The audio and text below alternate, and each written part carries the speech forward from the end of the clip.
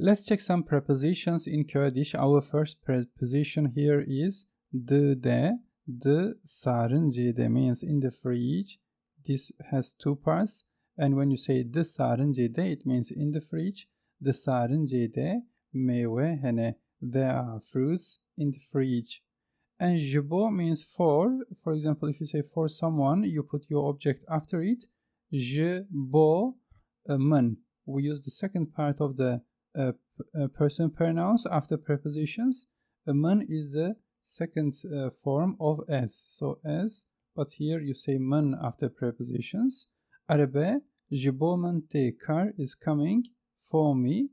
And le daristane for big places or when the border is not for very important, we use le here, and le daristane means in the forest. Ev le daristane the mission. They are walking, this ending for they are walking in the forest. And if you want to more content like this, please subscribe to the waiting list in my bio. See you.